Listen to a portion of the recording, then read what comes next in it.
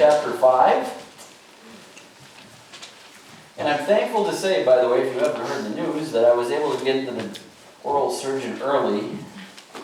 So you finally get a sermon without the effects of painkillers and an achy tooth. So we'll see if that helps. I don't know if it'll help any, but we'll see.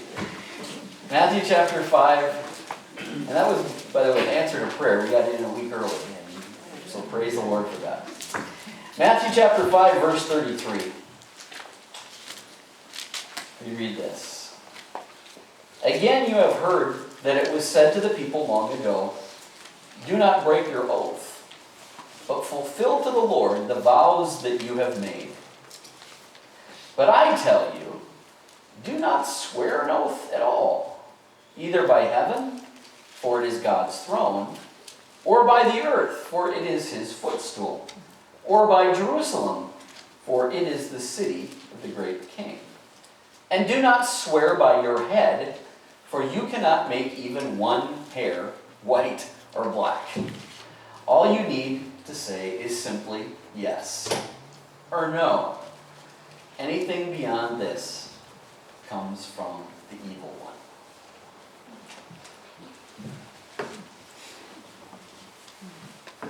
Being true to our word.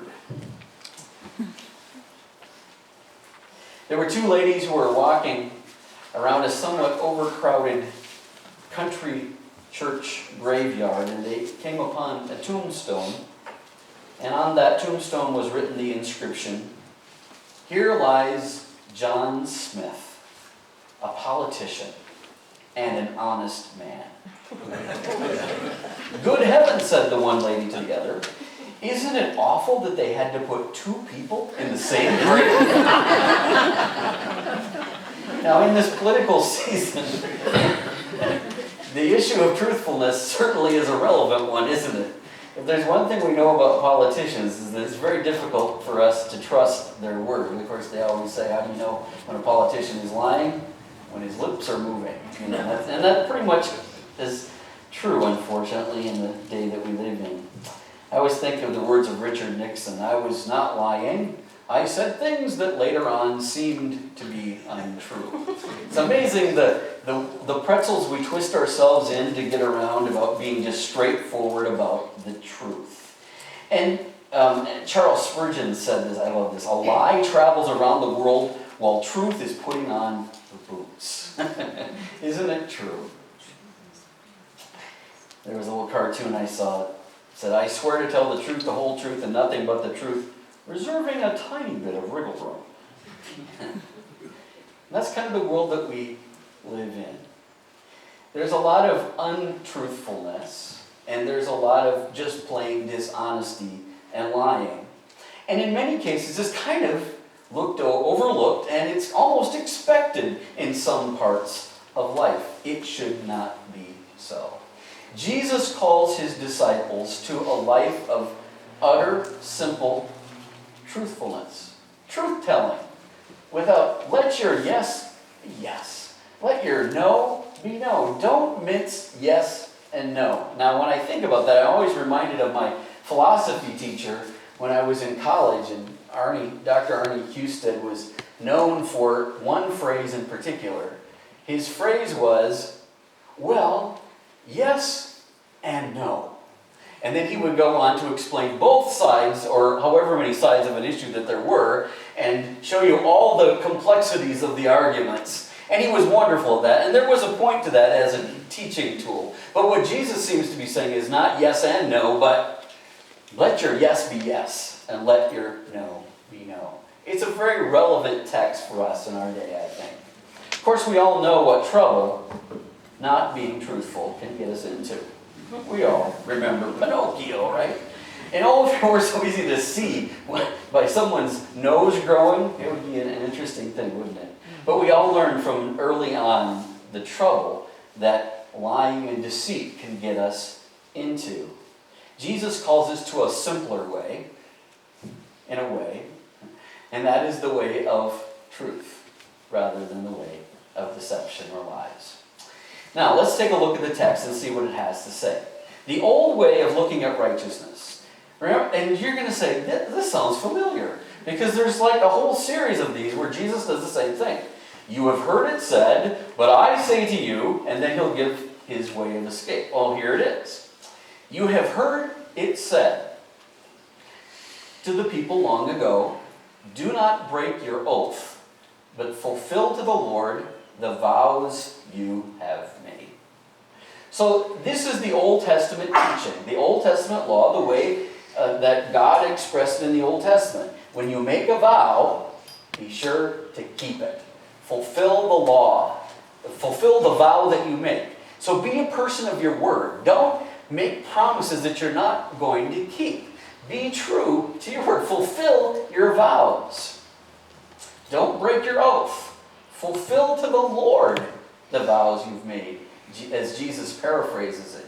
You see what he's doing there? He's putting it as an obligation to the Lord, not just to your word or to the obligation that you've made. But he brings the Lord into it. And of course, that's what we do by making a vow.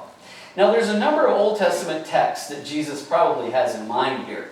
And he's kind of paraphrasing them and kind of putting them all together in one thought, I think, rather than just quoting one text.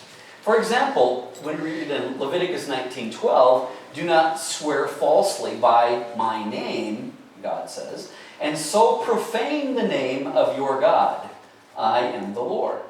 And in Exodus 27, you shall not misuse the name of the Lord your God, for the Lord will not hold anyone guiltless who misuses his name. Sometimes when we look at this text, it talks about swearing, right? And the initial reaction of some people is always going to talk about cursing and profane language. And that's really not what this is about. This is about swearing an oath, where you're taking an oath and then you're doing it in the name of God or before God in some way. You're making an obligation. I'm making a vow that I'm going to do this thing. And one of the things that seems to go back even to the Ten Commandments is this idea that we don't want to misuse or profane the name of God. We don't want to use it in vain. Don't use it when you don't need to. Don't bring God's name into something that could in some way sully or reduce the reputation of the name. Because the name is a reflection of the character of a person. And when we don't revere the name of God, when we don't hold it holy, that's to misuse and to profane the name. And it in a way sullies the very character of God when we do so.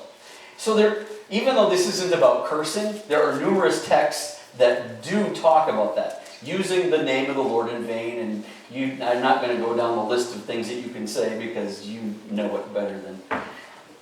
So, but you get the point, right? You don't want to misuse the name of the Lord. And that's a part of what's happening here, and I'll show you why in a minute. But it's beyond that. It's also taking an oath in the name of the Lord. In Numbers 32, it says, when a man makes a vow to the Lord or takes an oath to obligate himself by a pledge, he must not break his word, but must do everything he said. Okay? If you make a vow, keep it. Right? Deuteronomy 23:21 basically says the same thing. If you make a vow to the Lord, do not be slow to pay for it, for the Lord will certainly demand it of you, and you will be guilty of sin. But if you refrain from making a vow, you will not be guilty. Whatever your lips utter, you must be sure to do, because you made your vow freely to the Lord your God with your own mouth. In Psalm 50:14, sacrifice thank offerings to God. Fulfill your vows to the Most High. Here, so fulfilling your word, living according to your word, living it out, is fulfilling it not just to the people you've made the vow to, but to whom? To the Lord, which point that Jesus brings into this discussion. And Ecclesiastes, a book we kind of tend to ignore most of the time, says this: when you make a vow to God, do not delay to fulfill it. He has no pleasure in fools. Fulfill your vow. It's better not to make a vow than to make one and not fulfill it. So what we see here is that the Mosaic law is forbidding irreverent oaths, where we, in one hand, use the name of the Lord lightly. And it's also about breaking oaths. In both cases, it's wrong. And once, as D.A. Carson says, once Yahweh's name was invoked, the vow to which it was attached became a debt that had to be paid to the Lord. This is the way that the Old Testament looked at it. So a vow is a very serious obligation. You don't want to rush into saying, I vow to you I'm going to do this. Or, as little kids, I think we used to, remember the games we used to play? We'd hold our fingers behind our back and we'd cross our fingers so that when we said it, we weren't bound to it. And what's really kind of interesting is that's kind of what the Pharisees were doing. And this is what Jesus is going to be addressing. So let's look at it, the vicious cycle. Now, maybe I should just say this before I go. Again, remember Jesus said, I didn't come to abolish the law, but I came to fulfill it. I think that everything that those laws said, Jesus would agree with. If you make a vow, keep it. If you give your word to do something, fulfill it. You're obligated before the Lord to fulfill that vow. So make sure your word is good. Be a person of truth.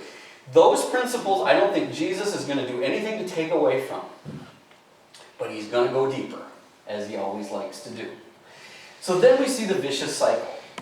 How were the Pharisees handling truth? But I tell you. He always says that, right? But I tell you this. They were trying to get around the spirit of the law. Here's what he says. But I tell you, do not swear an oath at all, either by heaven, for it's God's throne, or by the earth, for it's his footstool, or by Jerusalem, for it's the city of the great king. So what they were doing basically was, instead of saying that I swear by the name of the Lord, or something like that, instead they thought to get around it, making it a vow that brings the name of the Lord into it, they could substitute the name of the Lord for something else. So they thought, what would be kind of something that sounds impressive? Maybe I swear on the temple. Or I swear on the gold in the temple. Or I swear by heaven and earth. Or I swear by the hairs of my head. Or I swear. They came up with all these different kinds of oaths that you can make. I could swear all of these kinds of oaths. And if you read again the Mishnah, the rabbinical interpretation, you'll find out that they determined that some of these were more binding than others. And so if you invoke the name of the Lord in a vow, you were obligated to fulfill it. But in some of the other cases, well, you had a little more wiggle room. You could somehow get out of keeping your vow if you just worded the vow in the right way. So Jesus confronts that. He says, whether you're doing a vow by the earth or because that's God's footstool, or whether you're giving a vow and binding it in the name of Jerusalem, that's the city of the great king. He says, you may think you're distancing yourself from God and making the vow less important, or that you aren't held liable for it. That's the game they were playing. But Jesus says, Jerusalem is God's city. And, in essence, he's saying, it's just a religious thing. It doesn't go anywhere. So don't swear by heaven, don't swear by the earth, don't swear by Jerusalem, or all these other things. He goes on to say, but I tell you, do not swear an oath at all, either by heaven, for it's God's throne. Well, I guess I already said that. How come I have that twice? I'm not sure. Anyway, maybe I did that one early in the week. I'm not sure. In any case, it's pretty clear what they're trying to do. Someone has said that a lie is an abomination to the Lord and an ever-present help in times of trouble. And that's kind of the attitude the Pharisees bring. It's like, if we can just kind of tweak these vows a little bit, then, they aren't just binding on us. So by substituting in place of the name of God with something else, they could distance themselves from responsibility. And basically get them off the hook if they didn't keep their word. And it sounded so good. It's just like as little kids, putting your hand behind your back and crossing your fingers. And thinking that didn't keep your word bound. But you didn't have to be honest when you were doing that. So they developed this series of substitutions which makes you less liable if you break the vow that you'd sworn. So instead of I swear by God, you say I swear by heaven and earth, or I swear by Jerusalem.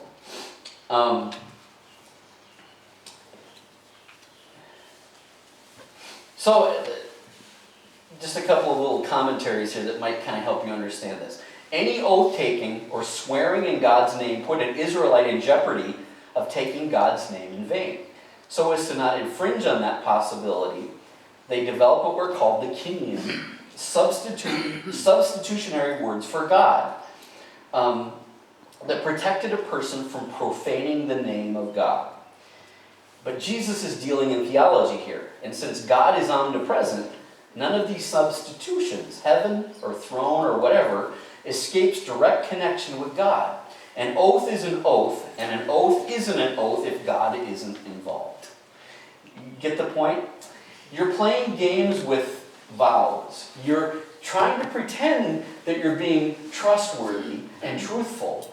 And you're even bolstering your credibility by taking a vow to say, oh, I'm so serious about this, I'm willing to even place a vow to say, I'm so serious about this that I swear in the name of Jerusalem. And thinking that that doesn't hold me liable. Glenn Stassen says this: Jesus is concerned about both truthfulness and God's holy name. Each kind of swearing uses loyalty to God to manipulate and dominate another person through false claims. What a wrongful use of the name of God. In a parallel passage, Matthew 23, 16 to 22, it shows the kind of vicious cycle that Jesus is concerned with. Jesus said this: "Woe to you, blind guides, who say, whoever swears by the sanctuary is bound by nothing, but whoever swears by the gold of the sanctuary is bound by the oath. You blind fools, for which is greater, the gold or the sanctuary that has made the gold sacred?" So in this parallel text where Jesus is dealing directly with the Pharisees, and he calls them that wonderful term, "you blind guides," like a fair bit of sarcasm there, I think. He says, you're playing these games with truth. Don't play games with truth. If you say something, fulfill it. Do it. Don't make a vow that you don't intend to keep. Just stop playing these silly games. So what is the way of deliverance here? How do we deal with this in a way that's in keeping with what Jesus is trying to teach us as his disciples? Verse 37, I think, is most helpful. All you need to say is simply yes or no. Anything beyond this comes from the evil one. Pretty simple, right? Be truthful. Let your word be true. Be a person of integrity. Keep your life simple by just telling the truth. If you say something, let your yes be yes, and let your no be no. Stop trying to bolster your reputation by taking some crazy oath. Be truthful. All you need to say is simply yes or no. Anything beyond that comes from the evil one. Now, there's this little phrase in here that I want us to think about in terms of church history a little bit. I love church history. You may not, in which case you can tune out for a minute or two, but there are some people who look at this where it says, do not swear at all. Do not make an oath, in other words. There are the Anabaptist traditions and the Quaker traditions in particular that basically say that when I go to court, for example, I shouldn't take the oath. Because that would be a violation of what Jesus is saying here. They would say, so it says, I swear to tell the truth, the whole truth, and nothing but the truth, so help me God. Put your hand on the Bible, They're saying that if we take Jesus completely, strictly, and literally, we shouldn't swear any oath, right? Do not swear at all, Jesus says. So if I take that completely, strictly, and literally, it takes me down the path of several people, like, here's the guy who started the Mennonites. He's He got a nice beard, doesn't he? You know the Mennonites, right? The Amish and the Mennonites, the Hutterites, these are these groups that, I think the Amish are the best known. They're the ones with the buggies that don't drive cars, and they have old-fashioned clothes, and they don't use electricity, and they're known for living like it's a couple hundred years ago, and they're trying to, as best they can, keep themselves free from the world and all of its influence. They don't want to have anything to do with politics or this world system. They just want to be left alone and worship God in freedom. And the Mennonites are a similar movement, but not quite as extreme as the Amish. And there's also groups like the Hutterites and others who have similar ideas. Well, Menno Simons here was the founder of the Mennonites. And he thought that what this meant was that you should not take any oaths whatsoever. He takes it very strictly. So did a man that I greatly admired. His name was George Fox. I went to George Fox University, the seminary there, and learned a little bit about Quaker beliefs. And the Quakers have their quirks. There's a lot of things I admire about them, but they have a few places where they were a little quirky, because George Fox was a little that way. When he read something and he thought that's what the scripture said, he was very staunch about it. He was not very flexible about it. And when he read this text, he said, I think that we shouldn't take any oaths whatsoever. And on numerous occasions, because the Quakers were kind of looked down upon in their day, they were often brought to court for holding public meetings, for having worship services, because they weren't authorized as the Church of England or something. And he was taken to court on numerous occasions, and he would refuse to swear the oath. He would basically say that my word is truth. And if you can't, if that's not good enough for you, well, sorry, I'm not going to swear any oaths, because Jesus says, don't swear any oaths. And so he was very, very, very strong on that. And it led to times of imprisonment for him because he just refused to do it. He became under contempt of court because he refused the oath. He believed that taking legal oaths implies a double standard of truthfulness. He said, if you can't accept my word as true, why do I need to bolster it by some oath? He said, I'm speaking truth. Now, interestingly, I should say that George Fox, in a famous incident, once challenged the judge who was asking him to swear the oath, saying he would do so once the judge could point to any Bible passage where Jesus or his apostles took oaths. Well, the judge couldn't come up with one, and George Fox refused to give an oath, and he was consequently in prison for a while. It didn't go quite where he was hoping, I think. Margaret Fell she eventually marries George Fox, but Margaret Fell was an early Quaker, and she was born in a wealthy family, a very wealthy family. She became a Quaker, and she was taken to court on numerous occasions, and she lost most of her fortune, in large part because she refused to swear an oath in court. She was in contempt of the court proceedings, so she couldn't be a witness, and so they just took away her resources, her land and her things. And she willingly suffered that for the sake of Christ, because she believed that's what Jesus was teaching here. Fascinating lady. People of principle. People who think that's what Jesus was trying to teach here.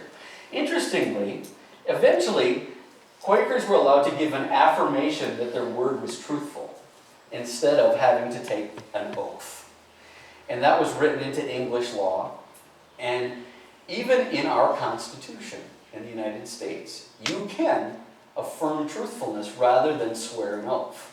Guess where that comes from? It comes from the Quakers. Guys like William Penn in Pennsylvania, the guy who founded Pennsylvania was a Quaker, and several other people who were very prominent Quakers.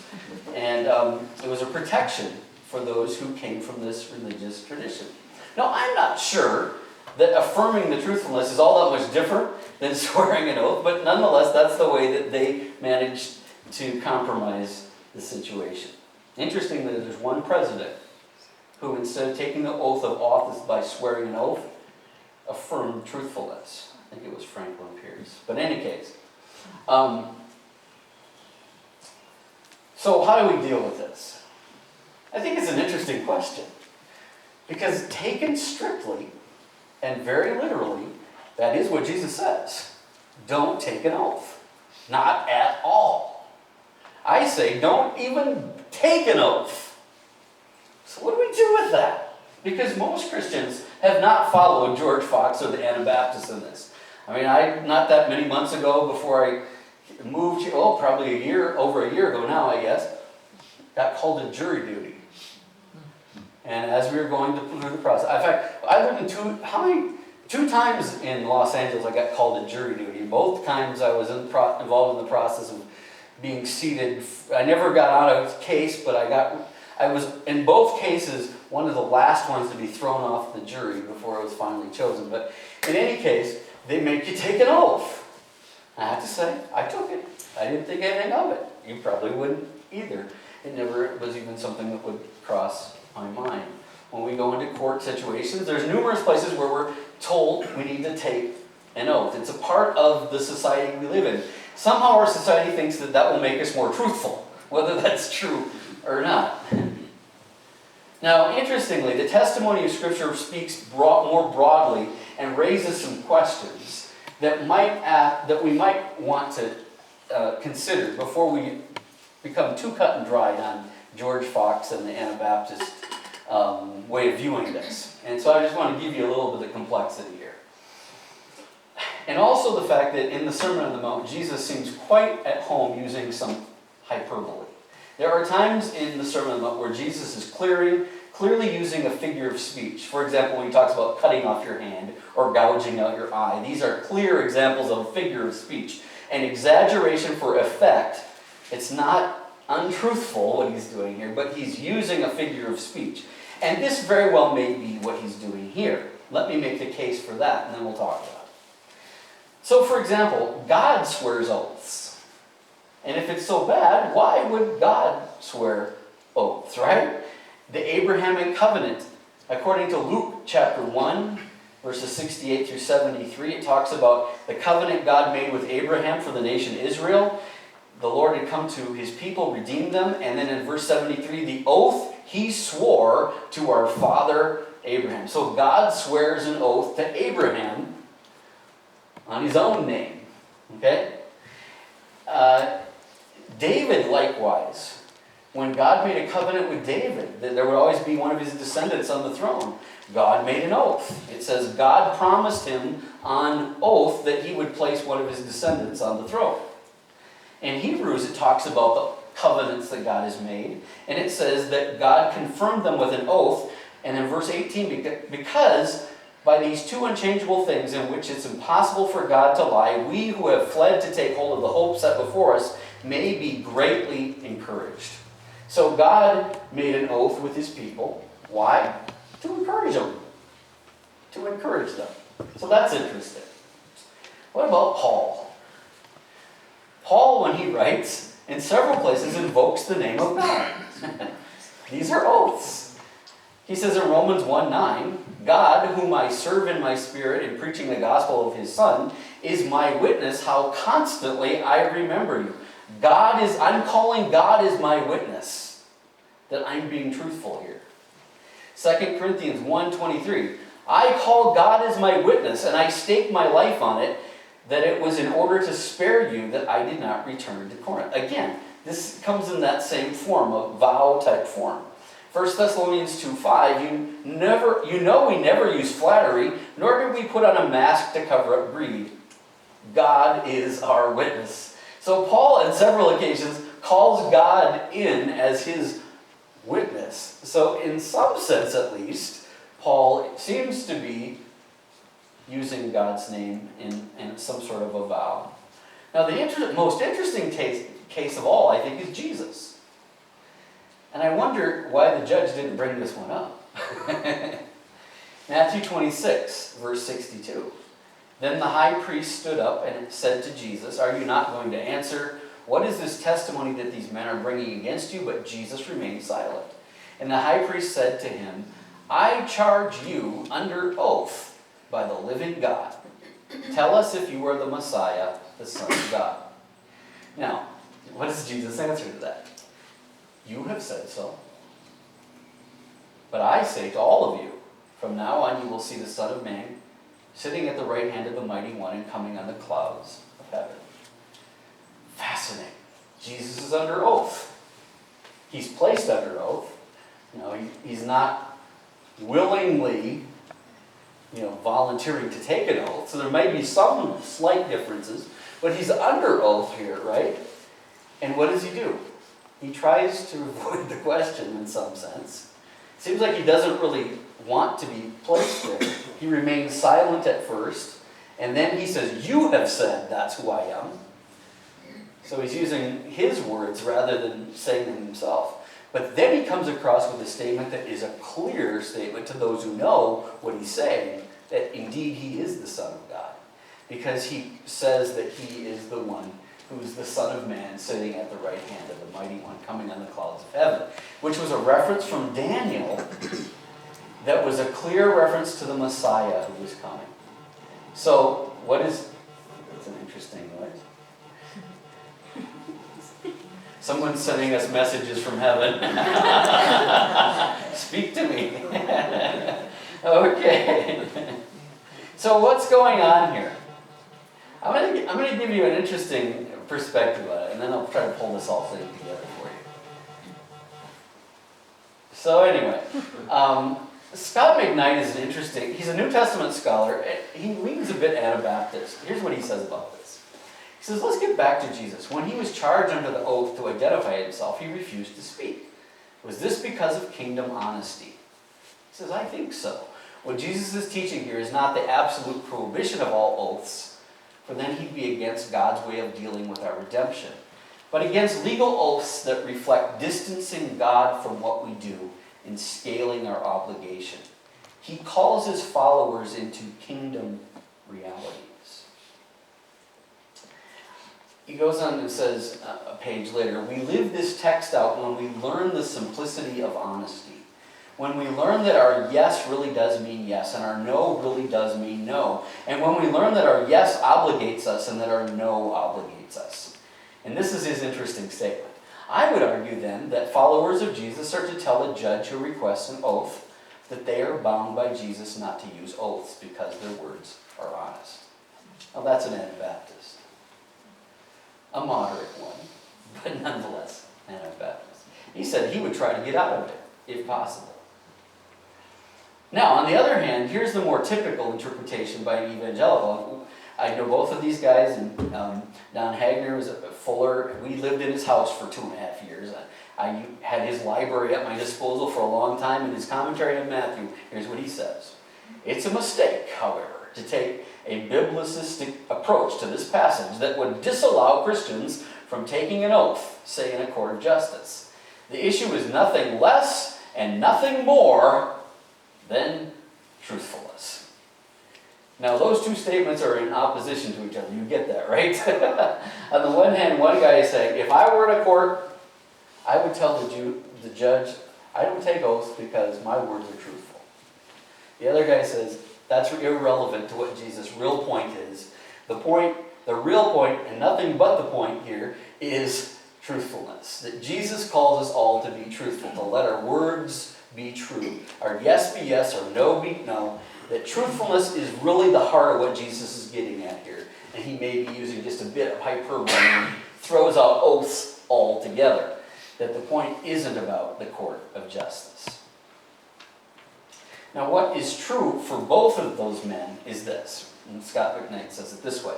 Followers of Jesus are called to live with utter honesty. Simple honesty emerges in concrete, ordinary events, and not just when we're asked to swear on a Bible in a courtroom. And here's the point that you need to get.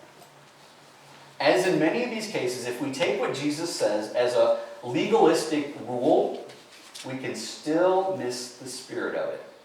You can refuse to swear an oath in court and be the most untruthful person on the face of the earth. It's true. Now, interestingly, George Fox and the Mennonites were known for the truthfulness. And that's why they were able to get some compromises into law, because they were people of integrity. And they dealt with the big issue here. 99% of following this text is not about what you do in the courtroom. It's about what you do every day.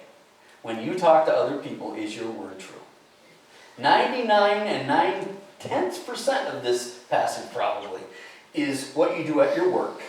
When you're tempted to maybe fudge an issue, or you're being pressured by a boss to do something that you know isn't quite exactly right, or you're trying to sell something and you know there's something wrong with it, maybe I should say something about. It's in the everyday things of life, or it's in your marriage relationship where it's easier sometimes just to kind of gloss over it instead of be truthful about something.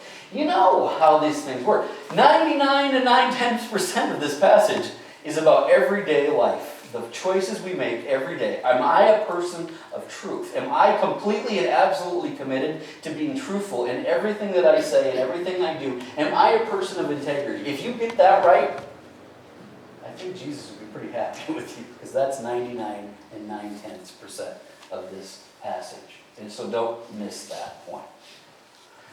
One could be scrupulous about not swearing on a Bible in a courtroom, but not be an honest person. In such a case, one has missed the point of Jesus entirely. At its heart, this is a text about living a life of integrity with words of simple honesty.